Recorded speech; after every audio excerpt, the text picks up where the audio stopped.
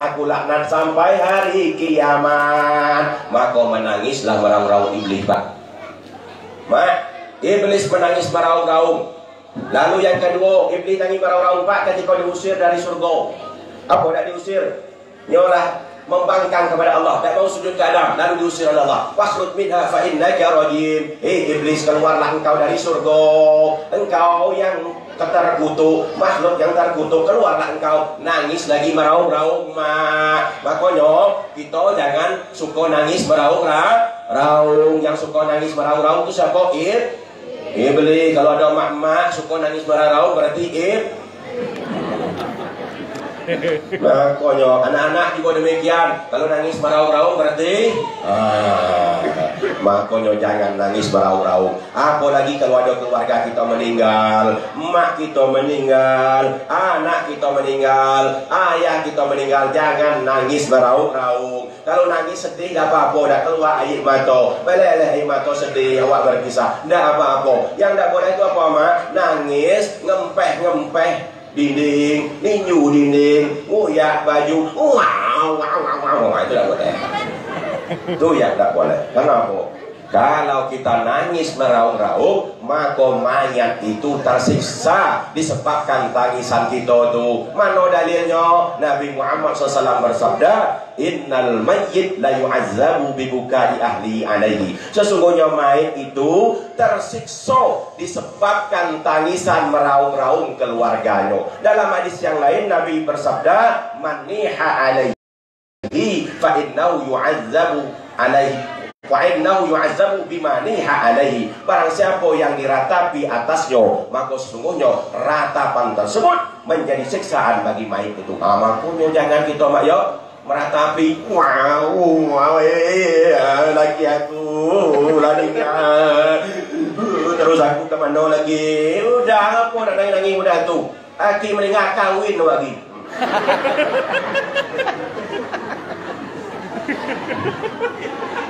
Kau bayarnya nangis meraung, ya bayar. Bapak-bapak, kalau bapak jaga nangis meraung. Kalau bininya meninggalnya kau air mata lah. Bini muda.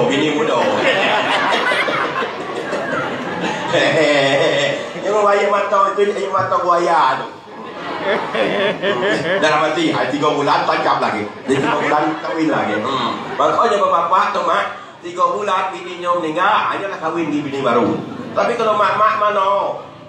Sampai bertahun-tahun, ada yang sampai ada kawin gida. Itulah kesetiaan ibu luar biasa, mak. Ya, maka nanti kalau ada laki meninggal, ada usah meraung-raung, ya. Karena yang meraung-raung itu siapa? Iblis. Lah tu. Malah sengaja. Awak kosong ada rugi, mak. Sejam gila. Hidup kalau penuh besok kita. Bapak-bapak, ibu-ibu yang dirahmati Allah Subhanahu wa taala. Kemudian yang ketiga. Nah, tadi penuh yang tadi. Jadi iblis tadi, mak, diusir dari surga nangis meraung-raung.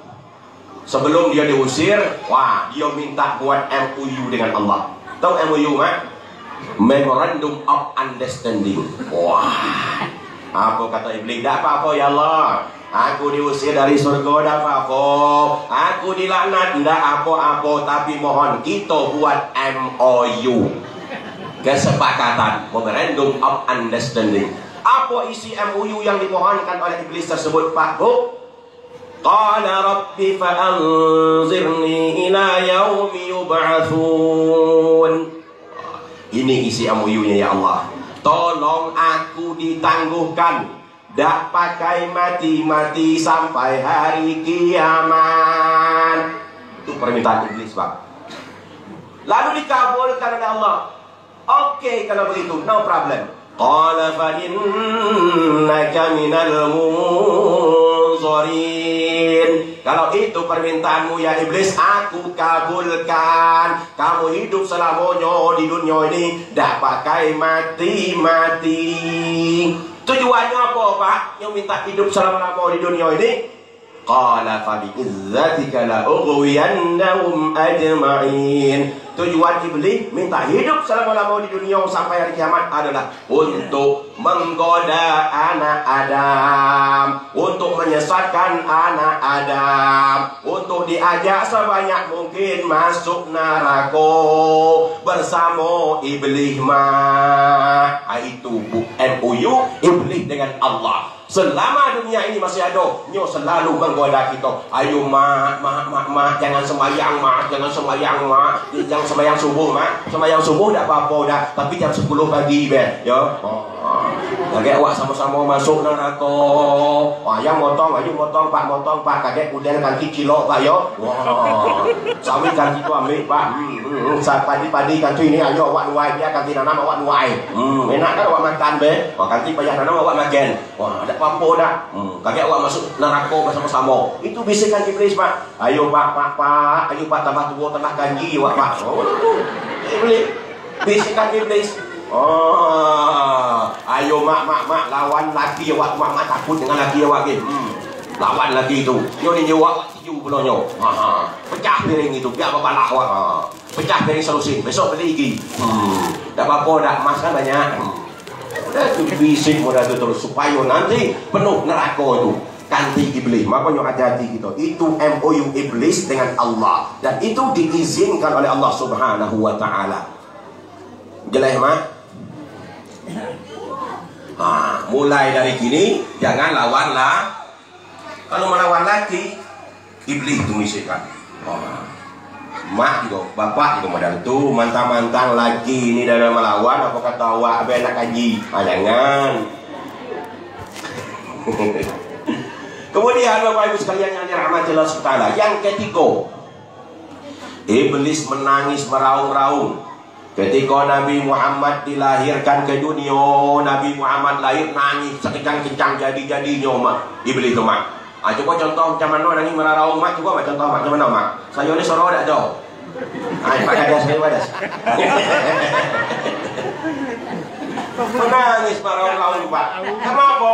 Iblis itu akan dia merasa terhalang dakwahnya. Dia ngajak keburukan sementara Nabi ngajak ke kebaikan. Apa tak nangisnya?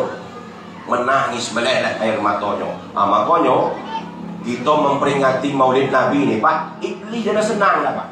Tak ada senang. Kenapa? Dengan ada kita memperingati Maulid Nabi berarti kita ingat Nabi, kita bersalawat kepada Nabi, kita mengikuti ajaran Nabi, silaturahim, mengadakan pengajian. Makanya kalau ada orang yang sedang senang dengan Maulid Nabi, berarti itu iblis. Maulid Nabi bid'ah, iblis itu. Tak ada orang di sekolah ya? Menolong ada siko ya. Bapak-bapak, ibu-ibu yang dirahmati Allah SWT. Kemudian yang keempat, iblis itu menangis meraung-raung ketika surah Al-Fatihah diturunkan. Apa surah Al-Fatihah mak? Hafal. Kecuali orang yang tidak pernah semayang itu sudah hafal. Saya pernah ketemu mahasiswa setai sudah hafal surah Al-Fatihah. Wah, seperti kawan, kau sudah pernah semayang surah Al-Fatihah sudah hafal. La ilaha illallah. Tapi insya Allah mak sih kau hafal kalau ya.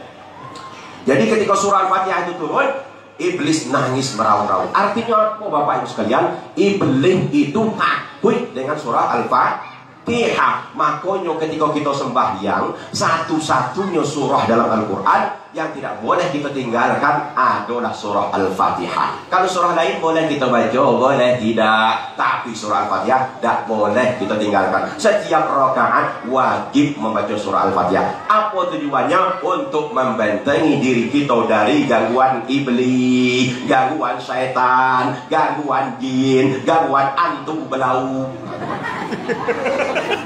Makanya kalau orang yang sholatnya rajin, orang yang sholatnya bagus, orang yang sholatnya taat, insya Allah orang itu tidak akan diganggu oleh syaitan. Syaitan takut terhadap orang itu. Kenapa kita masuk iblis? Pasti sembahyang kita tidak beres. Kenapa kita mudah digoyang oleh iblis? Sholat kita tidak beres. Nah kalau sholatnya beres, 17 rakaat kita sembahyang fardu sehari semalam. Ya nama, berarti 17 kali pula kita baca surah Al-Fatihah. Belum lagi ditambah dengan Sholat sunnah berapa kali kita baca surah Al-Fatihah? Belum lagi kita berdoa Al-Fatihah. Wih, lagi kita birit-birit, kita kencing-kencing gitu. Itu faedahnya surah Al-Fatihah, luar biasa mak.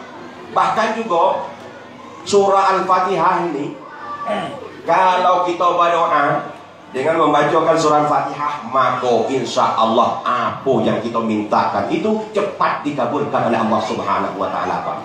Mana dalilnya? Hadis riwayat Imam Muslim. Nazala malakun minas sama, seorang malaikat turun dari langit. Kemudian dia menghampiri Nabi Muhammad, lalu malaikat berkata, Abshir binuraini utitahuma lam yuktahuma nabiyyun qablak, Fatihatil kitab wa khawatimi suratil Baqarah lam taqra biharfin minhuma illa utitahu. Seorang malaikat turun dari langit lalu menghampiri Nabi Muhammad. Malaikat itu berkata, bergembiralah engkau Muhammad dengan dua cahaya yang belum pernah diberikan kepada Nabi sebelummu. Apa dua cahaya tersebut? Yang pertama Fatihatil kitab, surah Al-Fatihah. Yang kedua wa khawatimi suratil Baqarah, dan yang kedua akhir daripada surah Al-Baqarah. Lam taqra biharfin minhuma illa u'titahu. Tidaklah engkau membaca satu huruf dari keduanya, melainkan apa yang kamu minta dikabulkan oleh Allah Subhanahu wa Ta'ala. Itu dalam syaratnya seperti itu artinya Pak. Apa yang kamu minta dikabulkan oleh Allah Subhanahu wa Ta'ala. Begitulah para ulama kita dulu Pak. Kenapa setiap kita berdoa diajarkan membaca surah Al-Fatihah?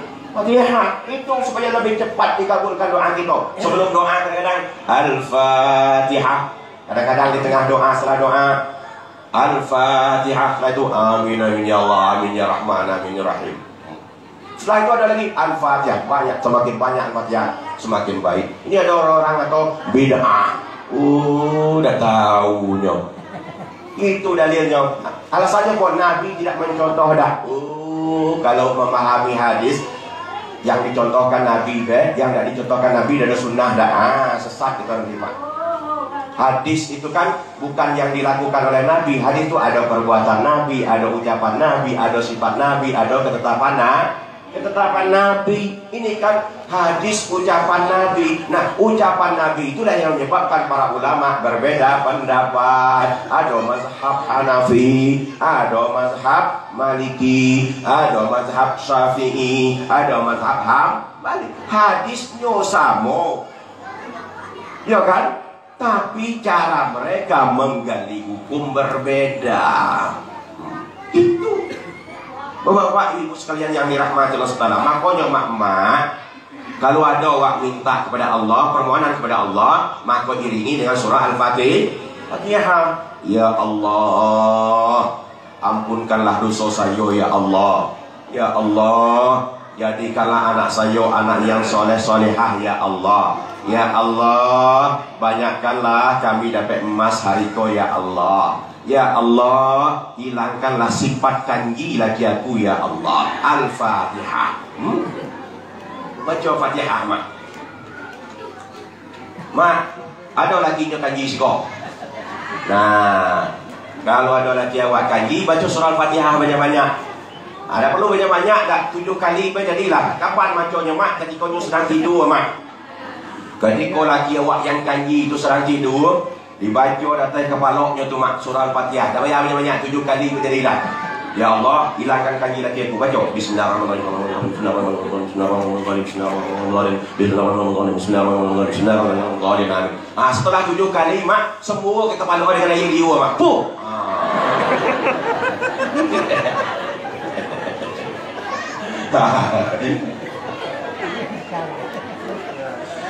Bapak-bapak, ibu-ibu yang dirahmati Allah SWT, itu surah Al-Fatihah luar biasa Pak. Makanya amalkanlah itu.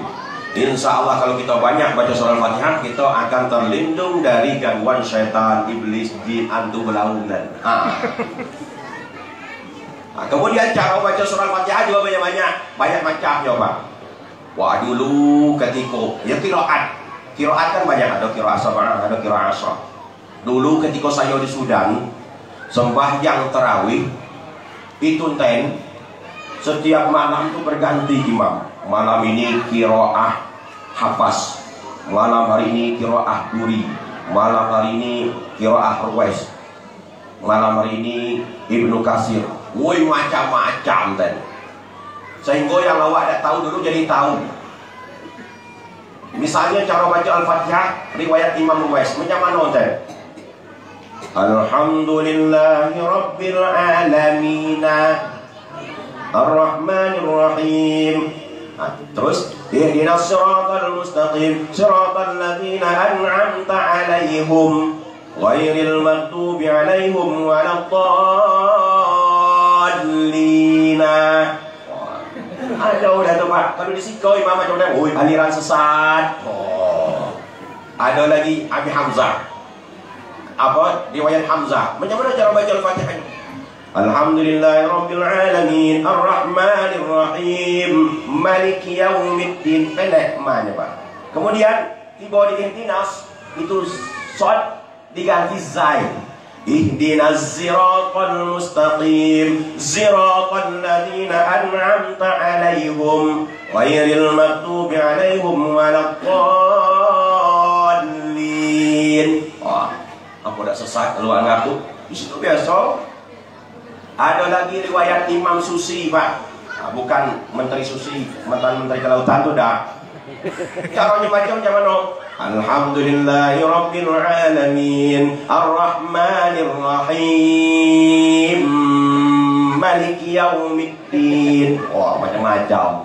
Ada lagi riwayat Ibnu Katsir Siratal ladzina an'amta 'alaihim ghairil maghdubi 'alaihim. Macam-macam.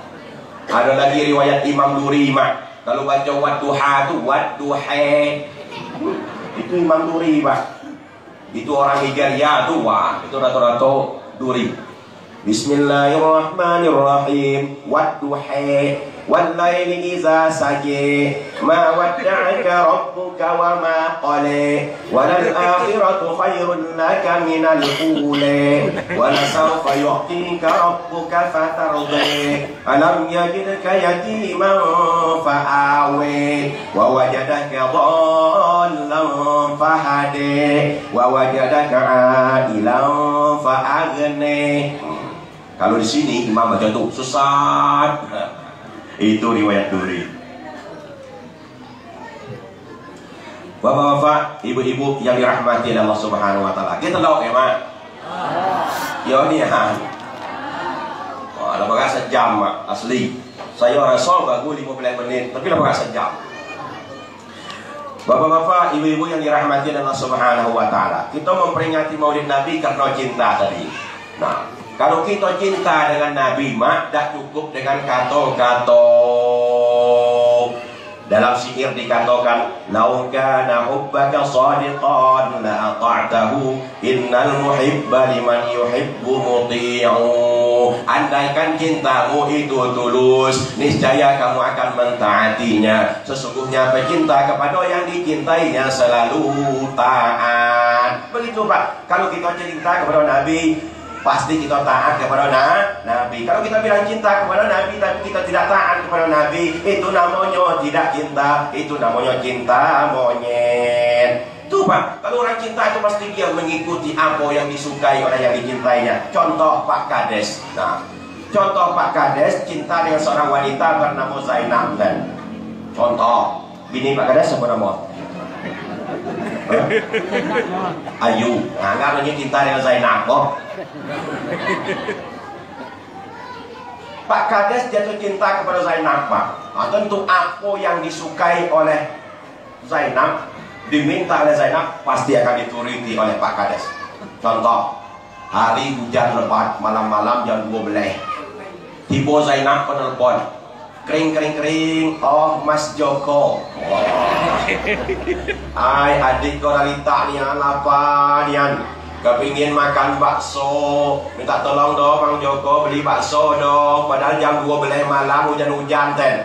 Kira-kira apa jawab Mas Joko? Oh iya, oh yayang udah apa-apa. Wah, langsung ambil jaket, kunci motor, ini motor, nyeng, tancap gas pergi beli bakso. Kenapa dia mau pergi ten? Dan dia mikir resiko udah. Kenapa? Karena kekasihnya yang melintah. Ya itu tadi. Coba kalau yang melintah itu ada kekasih dan yang cintai. Ayo aku kawan lagi dong kawan. Apa itu katanya? Tapi karena Zainab yang nyuruh, langsung tancap gas tanpa pikir panjang. Itu namanya cinta. Begitu juga kalau orang yang cinta itu biasanya sensitif, Mak. Ya Mak, contoh Pak Kades cinta dengan Zainab. Zainab suka pakai baju kuning-kuning. Makanya Pak Kades setiap nengok yang kuning, ingatnya Zainab. Tiap-tiap nengok yang kuning, ingatnya langsung Zainab. Pergi ke pasar, ketemu Lenden pakai baju kuning, oh Zainab. Pergi ke kebun, ketemu Jawi, oh Zainab. Pergi ke sungai, ketemu yang kuning-kuning ngapung, oh Zainab. Mana Zainab? Sensitif.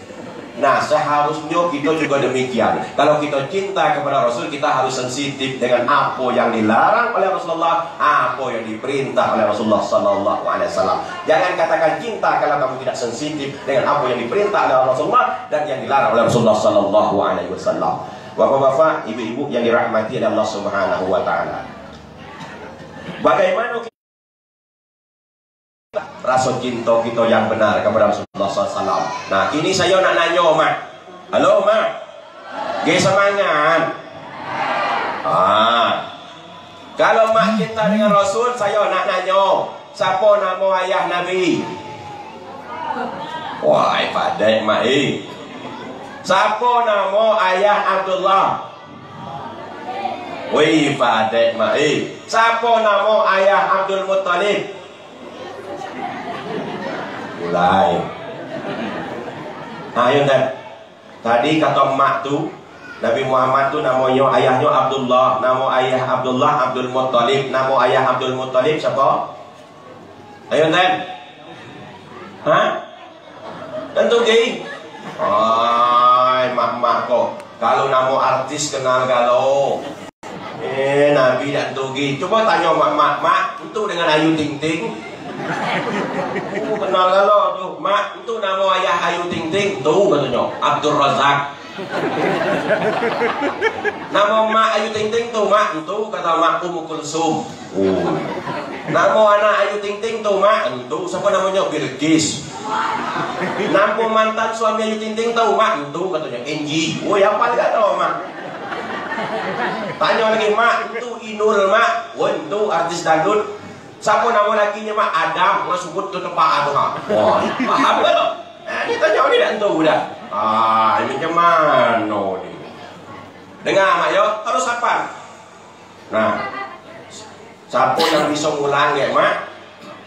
Saya kasih duit 200.000. Tapi duitnya dari Pak Kades.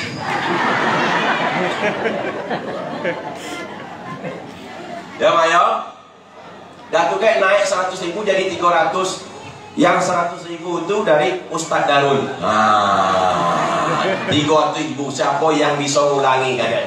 Ini nasab Nabi dari jalur ayahnya. Dengan elok, Mak. Duit 300.000, Mak. Apa ya nama sebentar dapat 300.000? Ya, Mak, ya? Muhammad bin Abdullah bin Abdul Muttalib bin Hashim bin Abdi Manam bin Qusay bin Kilab bin Murrah bin Ka'ab apa Mak? Bin Lu'ay bin Ghalib bin Fihr bin Malik bin Nadar bin Kinanah bin Khuzaimah bin Mudrika bin Ilyas bin Mudar bin Nizar bin Ma'ad bin Adnan bin Ismail alaihissalam bin Ibrahim alaihissalam. Ulangi, Mak, 300.000, Mak. Ada kan boleh boleh kan? 300.000 kan? Ulangi.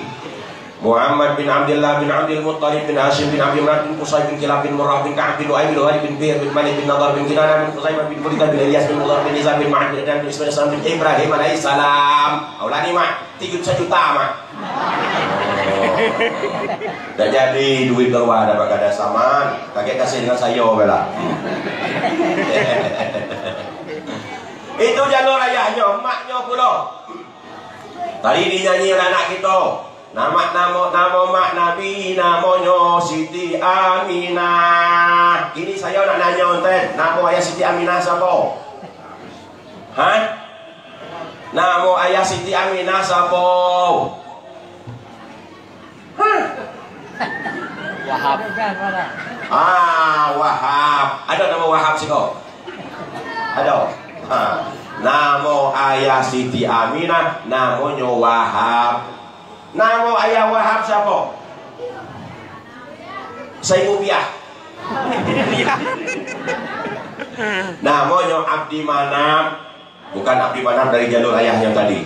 Namo ayah Abdi Manaf, namanya siapa? Mak Zuhrah.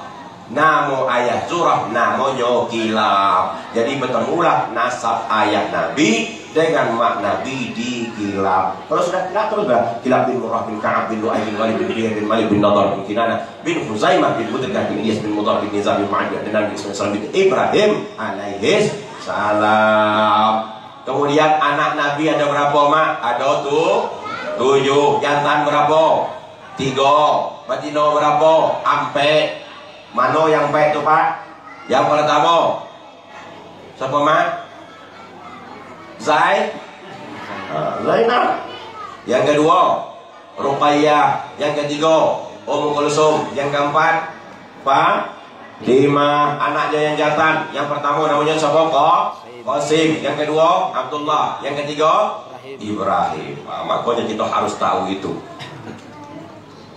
Kalau tidak cinta kita dengan Nabi dah. Nah kini fisik Nabi pula pak. Kini ada orang ngato Nabi itu adalah manusia biasa. Samalah Nabi dengan kita tu. Nyo tidur, awak tidur. Nyo makan, awak makan. Tak ada sama dak pak. Beda Nabi dengan kita.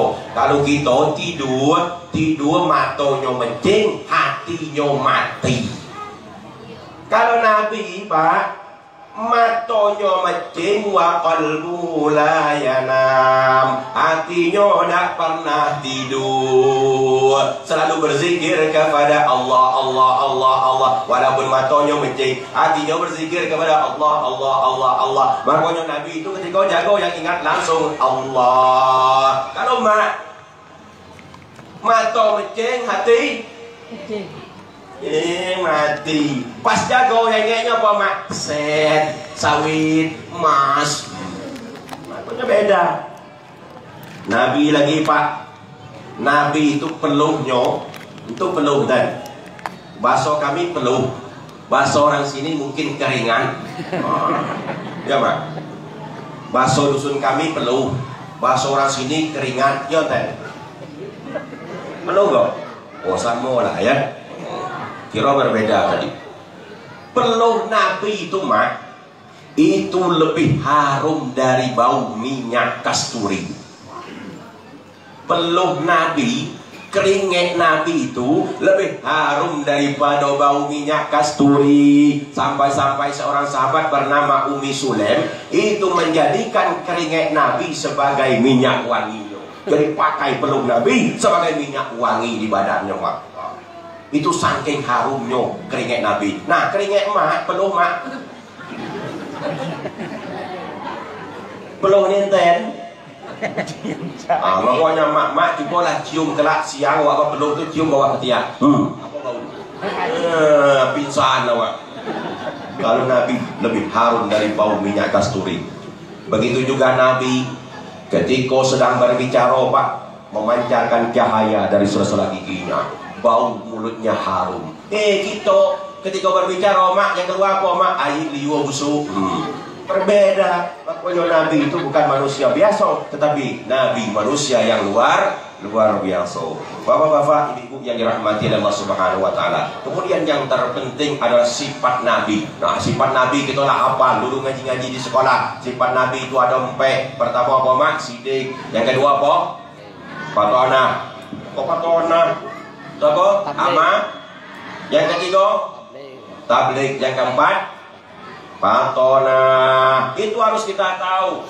Pertama sidik jujur. Yang kedua amanah. Yang ketiga tabligh menyampaikan transparan. Kemudian yang keempat cerdas. Maka kita sebagai umatnya juga harus demikian. Kita harus menjadi orang yang jujur.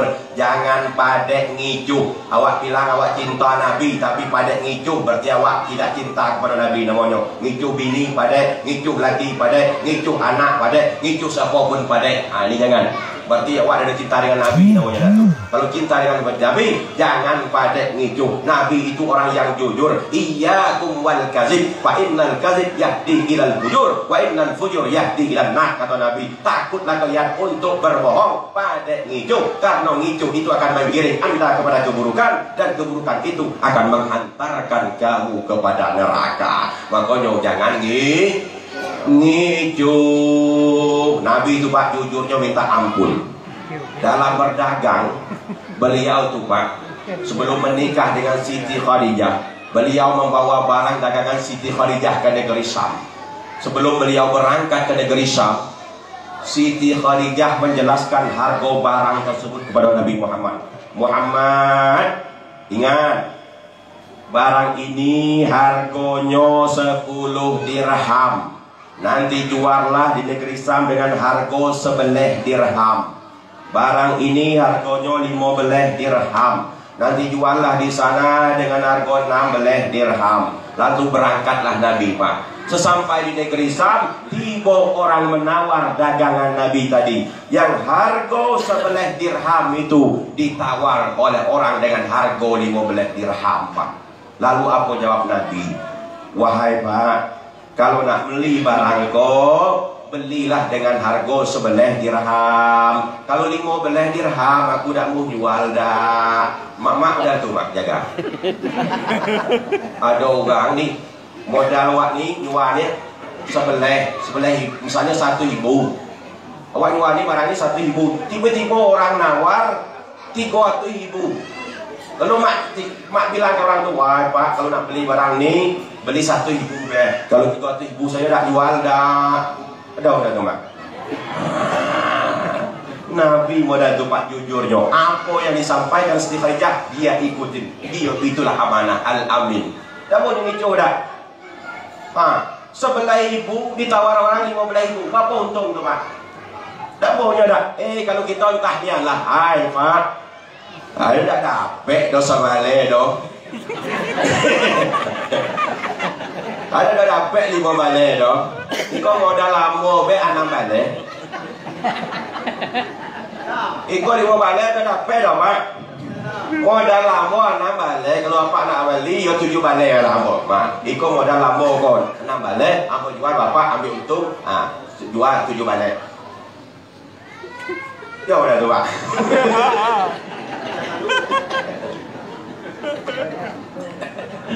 Nabi begitu Pak jujurnya. Itu luar biasa. Makanya mak mulai berjaga. Besok modal 7 kok. Jangan modal awak 1.000 kata modal 2.000. Tu ngicuh. Dah ada berkah dah.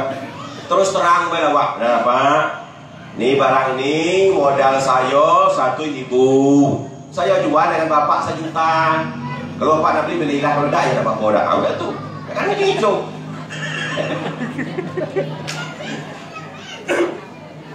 Oh, jawab sama deh. Adik Kiki. Kita loh Pak. Bapak-bapak, ibu-ibu yang dirahmati Allah Subhanahu. Kemudian Nabi itu diutus untuk menyempurnakan akhlak. Innama bu'ithu liutammima makarimal akhlak. Aku diutus oleh Allah ke muka dunia ini untuk menyempurnakan akhlak. Bagaimana akhlak Nabi? Siti Aisyah mengatakan kana khuluqu Al-Quran. Akhlak Nabi Muhammad itu adalah Al-Quran. Siti Aisyah yang menjelaskan kepada kita, kalau kita ingin melihat Al-Quran berjalan, tengoklah Nabi Muhammad. Bagaimana Nabi Muhammad di antaranya Pak? Kata Sayyidah Aisyah, kana Rasulullah sallallahu alaihi wasallam aliyanan nas basaman dhahhakan. Nabi Muhammad itu kata Sayyidah Aisyah aliyanan nas, orang yang paling lembut. Basaman, orang yang paling banyak tersenyumnya.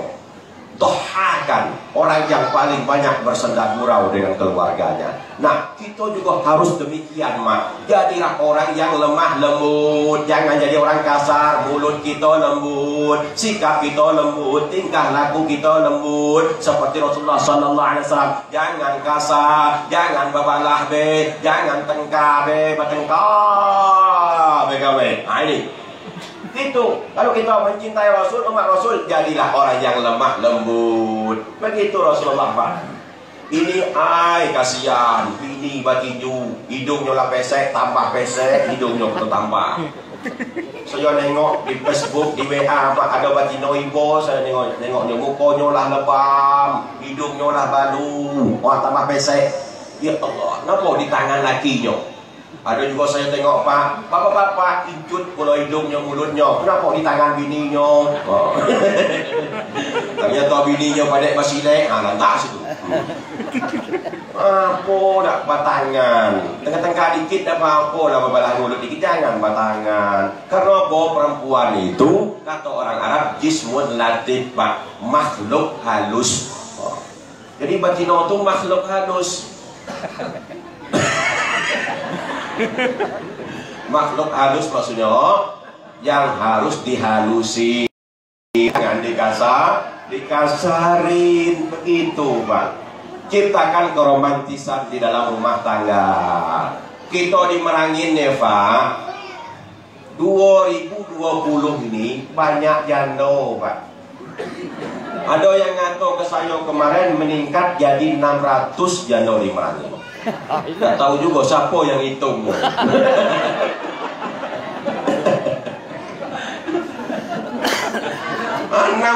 janda, Pak. Mungkin karena babalah tadi kan dapat kasar. Saya pernah ketemu di pengadilan agama, bertemu dengan batino, ya Allah, di mudonian, mak, anak seorang. Wah, elok pulau, mak. Eloknya minta ampun. Saya tanya, kemana, Bu? Saya nak gugat cerai laki saya, Pak. Ngapa gugat dak telok dak, Pak? Laki saya kasar yang yo panangan, dak telok dak. Wah, padahal iloknya bininya tu, teh. Saya tengok, Iko jadi yang kedua mantap juga. Ya Allah, ya Allah. Makanya ciptakan keromantisan dalam rumah tangga. Romantis itu sunnah, Mak. Jangan tabu. Dengan laki awak, dengan bini awak, dak apa dak. Kita itu kadang-kadang tabu dengan bini, pegang tangan bini, di jalan pesantren kan, oh ya Allah, sunnah tuh. Itu ada awak dengan bini awak kasar, dengan bini ganti romantisnya. Oh iya yang sayang, woi, ya Allah. Dengan bini awak tuh romantis sunnah. Apa buktinya Nabi romantis, Pak? Nyo manggil bininya ya Umairah. Ya Umairah, artinya apa ya Umairah tuh? Wahai istriku cantik putih kemerah-merahan pipinya. Wah, aku dah senang Siti Aisyah dengar tuh. Kalau kita terjemahkan ke bahasa kita apa, Mak, ya Umairah? Oh, yayangku. Oh, sayangku. Oh, my love. Oh, my darling. Oh, my baby. Itu artinya. Makanya mulai hari koget nyentan balik panggil Nekno tuh yang. Nekno juga boleh tuh panggil lagi awak, oh my darling. Woi, malaikat berdoa, ya Allah, jadikanlah keluarga ini sakinah, mawaddah, warahmah. Tidak manggil kan, tidak pernah romantis manggil. Woi, kau tuh tolong beli kopi. Pakai hoi. Ya Allah, panggilnya, oh my love. Woi, senang gini tuh, Pak. Dia tanya, dia tak ini kan? Coba ya. Itu romantis, itu sunnah. Dengan bini awak dapat pahala. Itu coba model tu. Ya, Mak. Saya ada ketemu nenten orang Mesir, umurnya 80 tahun, nenten 80 tahun, tapi nyo dengan bininya romantisnya. Manggil bininya tu tak pernah manggil nama dah, Pak. Panggilan apa? Ya hayati, ya umri, ya hubbi. Manggilannya apa? Ya hubbi, oh kekasihku. Ya umri, ya hayati, oh hidupku. Nyo manggil bini itu, oh hidupku, oh kekasihku. 80 tahun kan umurnya. Lalu saya tanya, ya Syekh Masyir, apa rasionya? Kok bisa romantis dah tua model tu? Lalu jawab nyonten, saya bisa romantis dengan bini saya seperti itu, bisa manggilnya, wahai sayangku, aku tulah lupa namanya.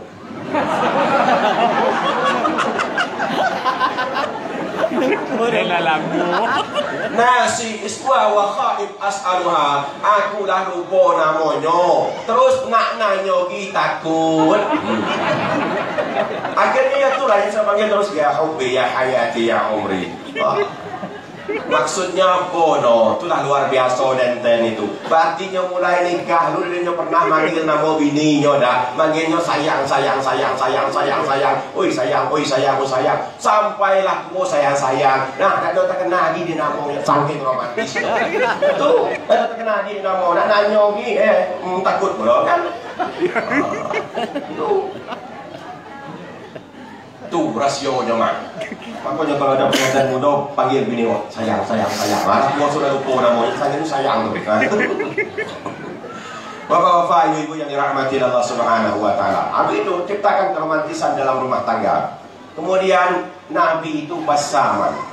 Nabi itu banyak senyum. Artinya Nabi ramah dengan semua orang. Nabi tidak sombong. Ketemu dengan orang selalu menegur, selalu menyapa. Begitu juga seharusnya kita. Ketemu dengan Pak Kades des, ketemu dengan Pak Kadus dus, ketemu dengan Pak RTT, ketemu dengan Nenten, ketemu dengan Nek Nono, ketemu dengan Pak Bupati, ketemu dengan Pak Camat Mat. Ramah dengan sebuah orang. Rasulullah itu dan itu mak. Nabi itu tidak membeda-bedakan antara orang. Baik orang kaya maupun orang miskin, nyo tegur, nyo senyum. Baik orang memiliki pangkat maupun tidak, nyo senyum. Tuh Nabi, kita juga harus demikian. Kalau kita ini banyak, kalau ketemu dengan Pak Kades senyum. Halo Pak Kades, sehat Pak Kades. Ketemu Pak Camat senyum. Ketemu Pak Bupati senyum. Ketemu orang miskin, ngaku kuan tengok-tengok. Ya Allah. Nabi begitu. Jadi kita juga harus begitu Pak. Jangan sombong. Dengan siapapun jangan sombong. Karena yang berhak sombong itu hanya Allah Subhanahu wa ta'ala. Al-kibriya'u lidai faman nalau nulqatu fitnah. Sifat sombong itu adalah pakaianku. Barang siapa yang merampaskannya dariku, akan aku campakkan ke dalam api neraka. Makanya kita manusia ini tidak boleh sombong. Ini ada juga mak-mak pergi berlek, banyak yang sombong, pakai gelang emas kalau sehingga jalan tuh ngangkang. Oh. Ya Allah, sombong. Wah, karena banyak dapat emas kok. Oh. Apa yang kita sombongkan? Tidak boleh kita sombong. Jadi pejabat dikit sombong. Banyak Pak. Dulunya baik dengan orang, pas jadi pejabat, sombongnya Pak. La ilaha illallah. Apa yang kita sombongkan Pak? Nabi dadanya sombong dah. Kalau jabatan tinggilah jabatan Nabi. Lebih mulia-mulialah jabatan Nabi. Mana jabatan yang lebih mulia dari jabatan Rasulullah? Tak dah. Jabatan Nabi lebih mulia dari jabatan Jokowi. Ya dah Pak. Jabatan Nabi lebih mulia dari jabatan menteri. Jabatan Rasulullah lebih mulia dari jabatan gubernur. Jabatan Rasulullah lebih mulia dari jabatan bupati. Jabatan Rasulullah lebih mulia dari jabatan camat. Jabatan Rasulullah lebih mulia dari jabatan kepala desa. Aku lagi dari jabatan ketua RT. Kok kadang-kadang baru jadi ketua RT malah sombong. Jangan macam-macam kawan dengan saya ini ketua RT ini. Kalau kawan tidak hormat dengan saya, KTP kawan tidak saya urus kayak. Ya Allah, baru jadi ketua RT. Itu belum Mak. Allahu Akbar. Tiba di mana ya Mak? Ketua RT. Oh, ketua RT. Ada ketua RT Siko? Banyak. RT Siko dan RT Sano. Jadi baru jadi ketua RT bela sombong Mak. La ilaha illallah. Tapi ada juga Mak. Ketua RT-nya elok lah, ada sombong dah. Bininya sombong Mak. Kawan menyekap lagi saya itu ketua RT, nasi kawan mengambil tangan saya. Tahu kawan? Ketua RT, bini nggak sombong. Ada juga Pak